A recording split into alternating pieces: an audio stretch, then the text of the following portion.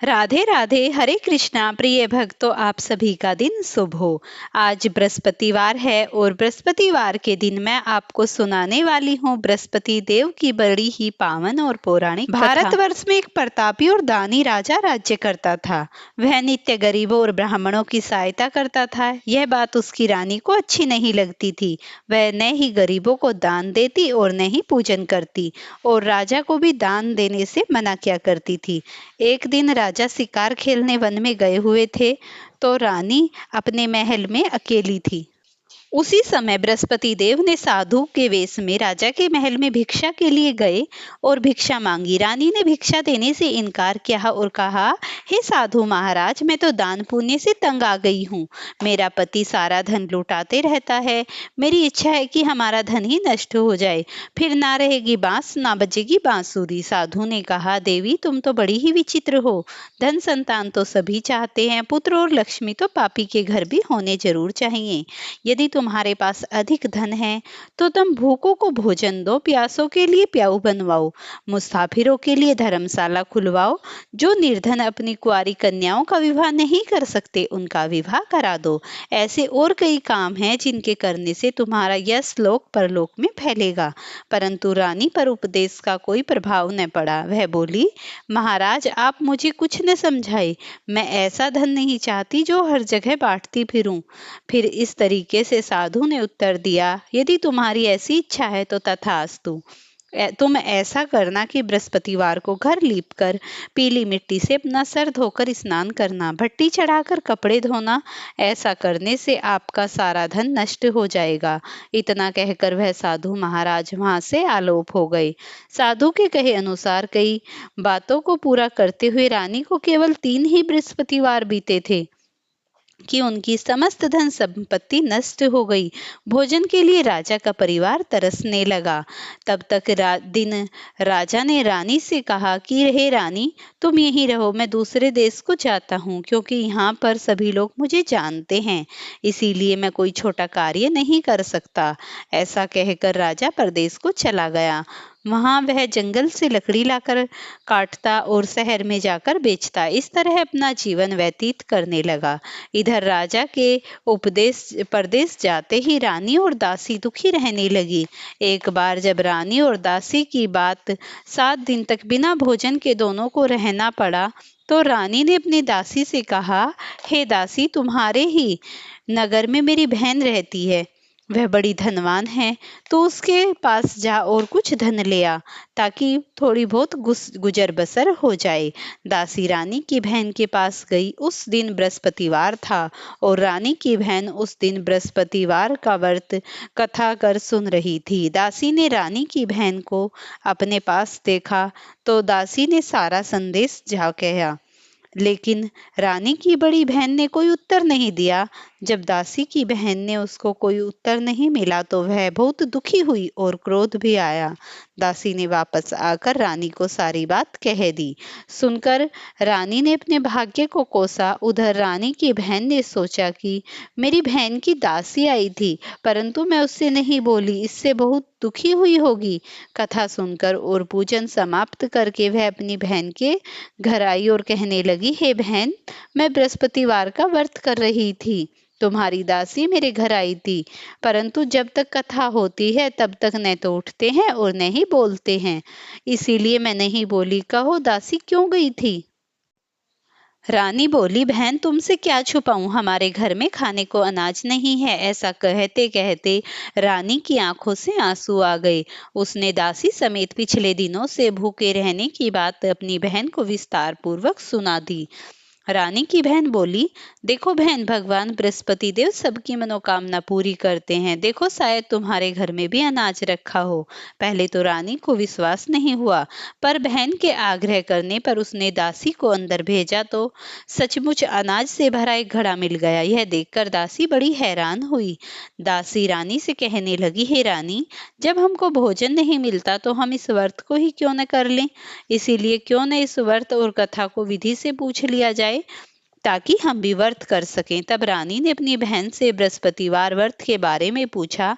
उसकी बहन ने बताया, बृहस्पतिवार का व्रत में चने की दाल और मुनक्खा से विष्णु भगवान का केले की जड़ में पूजन करें तथा दीपक जलाएं।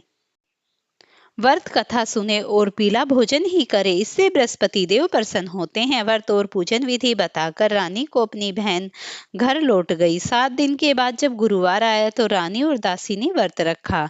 गुड़साल में जाकर चना और गुड़ लेकर आई, फिर उससे केले की जड़ तथा भगवान विष्णु का पूजन किया। अब पीला भोजन कहाँ से आए, इस बात को लेकर दोनों बहुत दुखी थी।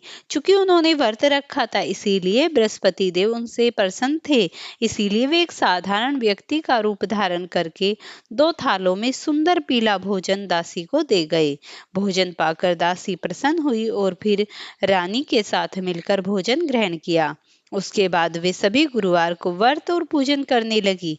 बृहस्पतिवार भगवान की कृपा से उनके पास फिर से धन संपत्ति आ गई, परंतु रानी फिर से पहले की तरह आलस्य करने लगी। तब दासी बोली, देखो रानी, तुम पहले भी इस प्रकार आलस्य करती थी। तुम्हें धन रखने में कष्ट होता है, इस कारण सभी धन नष्ट हो गया। और अब भी जब भगवान बृहस्पति देव की कृपा से धन मिला है तो तुम्हें फिर से आलस्य होता है। रानी को समझाते हुए दासी कहती है कि बड़ी मुसीबतों के बाद हमने यह धन पाया है, इसीलिए हमें दान पुण्य करना चाहिए, भूखे मनुष्यों को भोजन कराना चाहिए और इस धन को शुभ कार्यों में खर्च करना चाहिए, जिससे तुम्हारे कुल और यश बढ़ेगा, स्वर्ग की प्राप्ति होगी, पितृ प्रसन्न होंगे। दासी की बात मानकर रानी अपना धन शुभ कार्यों में खर्च करने लगी, जिससे पूरे नगर में उनका यश फैलने लगा। बृहस्पतिवार व्रत कथा के बाद एक दिन राजा दुखी होकर जंगल में एक पेड़ के नीचे आसन जमा कर बैठ गया। वह अपनी दशा को याद करके व्याकुल होकर रोने लगा। एकाएक उसने देखा कि निर्जन वन में एक साधु प्रकट हुए हैं। वहां साधु वेश में स्वयं बृहस्पति देवता थे। लकड़हारे के सामने आकर बोले, हे लकड़हारे, तुम सुनसान जंगल में चिंतामग्न क्यों बैठे हो? वह कहने लगा। उसने उत्तर दिया, महाराज जी, आप तो सब कुछ जानते हो, मैं क्या कहूँ? यह कहकर रोने लगा और साधु को अपनी आत्मकथा सुनाई। महात्मा जी ने कहा, तुम्हारी स्त्री ने बृहस्पति देव के दिन बृहस्पति भगवान का निरादर किया था, जिसके कारण रुष्ट होकर उन्होंने तुम्हें यह दशा कर दी। अब तुम चिंता को दूर करके मेरे कहने पर चलो तो तुम्हारे सभी कष्ट दूर हो जाएंगे और भगवान पहले से भी अधिक संपत्ति देंगे। तुम बृहस्पतिवार के दिन कथा किया करो। 2 पैसे के चने मुनक्खा लाकर उनका प्रसाद बनाओ और शुद्ध जल के लोटे में शक्कर मिलाकर अमृत तैयार करो। कथा के पश्चात अपने सारे परिवार और कथा सुनने वाले प्रेमियों में अमृत व प्रसाद बांटकर आप भी ग्रहण करो। ऐसा करने से भगवान तुम्हारी सब मनोकामनाएं पूरी करेंगे। साधु के ऐसे वचन सुनकर लकड़हारा कहने लगा, हे प्रभु, मुझे लकड़ी बेचकर इतना पैसा मिलता नहीं जिससे मैं भोजन के उपरांत कुछ बचा सकूं। मैंने रात्रि में अपनी स्त्री को व्याकुल देखा, मेरे पास कुछ भी नहीं जिससे मैं उसकी खबर मंगा सकूं। साधु ने कहा, हे लकड़हारे, तुम किसी बात की चिंता मत करो। बृहस्पतिवार के दिन तुम रोजाना की तरह लकड़ियां लेकर शहर को जाओ। तुमको रोज से दुगना धन प्राप्त होगा, जिससे तुम भली भांति भोजन कर लोगे तथा बृहस्पति देव की पूजा का सामान भी आ जाएगा। इतना कहकर साधु अंतर्धान हो गए। धीरे धीरे समय व्यतीत होने लगा। बृहस्पतिवार का दिन आया। लकड़हारा जंगल से लकड़ी काटकर किसी शहर में बेचने गया। उसे उस दिन अधिक पैसा मिला। राजा ने चना गुड़ आदि लाकर गुरुवार का व्रत किया। उस दिन से उसके सभी कलेश दूर हुए। परंतु जब दोबारा गुरुवार का दिन आया तो बृहस्पतिवार का व्रत करना भूल गया। इस कारण बृहस्पति देव नाराज हो गए। उस दिन उस नगर के राजा ने विशाल यज्ञ का आयोजन किया तथा शहर में यह घोषणा करा दी कि जो भी मनुष्य अपने घर में भोजन बनाएगा उसे आग में जलाया जाएगा और मेरे यहाँ भोजन करने आए, इस आज्ञा को जो न मानेगा उसे फांसी की सजा दी जाएगी। इस तरह की घोषणा संपूर्ण नगर में करवा दी गई। राजा की आज्ञा अनुसार शहर के सभी लोग भोजन करने गए, लेकिन लकड़हारा कुछ देर से पहुंचा। राजा उसके साथ उसे घर ले गए और जाकर जंगल भोजन करा रहे थे तो रानी की दृष्टि पर खूंटी पर लकड़ी जिस पर उसका हार लटका हुआ था वह वहां दिखाई नहीं दिया। रानी ने निश्चय किया कि मेरा हार इस मनुष्य ने चुरा लिया है। उसी समय सिपाहियों को बुलाकर उसे कारागार में डाल दिया गया। जब लकड़हारा कारागार में पड़ गया और बहुत दुखी होकर विचार करने लगा कि न जाने कौन से पूर्व जन्म के कर्म थे जो मुझे यह दुख प्राप्त हुआ, और उसी साधु को याद करके रोने लगा जो जंगल में मिला था। उसी समय तत्काल बृहस्पति देव साधु के रूप में प्रकट हुए और उसकी दशा को देखकर कहने लगे, अरे मूर्ख, तूने बृहस्पतिवार की कथा नहीं कही, इस कारण तुझे दुख प्राप्त हुआ। तू अब चिंता मत कर, बृहस्पतिवार के दिन कारागार के दरवाजे पर तुझे 4 पैसे मिलेंगे, उनसे तू बृहस्पति देव का पूजन करना, तेरे सभी कष्ट दूर हो जाएंगे। बृहस्पतिवार के दिन उसे 4 पैसे मिले। लकड़हारे ने कथा कही और उसी रात्रि को बृहस्पति देव ने राजा के नगर को सौपन में राजा को दिखाई दिए और कहने लगे, तूने जिस आदमी को कारागार में बंद कर रखा है वह निर्दोष है, वह राजा है, उसे छोड़ देना।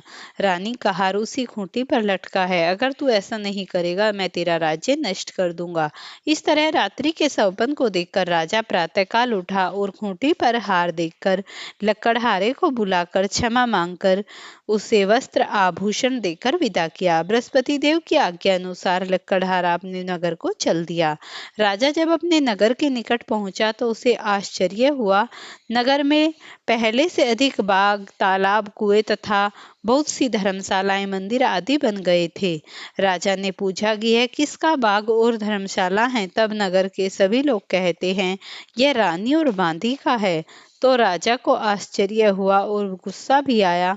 जब रानी ने यह खबर सुनी कि राजा आ रहे हैं तो उन्होंने बांदी से कहा कि हे दासी, देख, हमारी ऐसी हालत थी जब राजा यहाँ से गए, मैं गेट पर जब लौट कर आएंगे, इसीलिए तू दरवाजे पर खड़ी हो जा। आज्ञा अनुसार दासी दरवाजे पर खड़ी हो गई।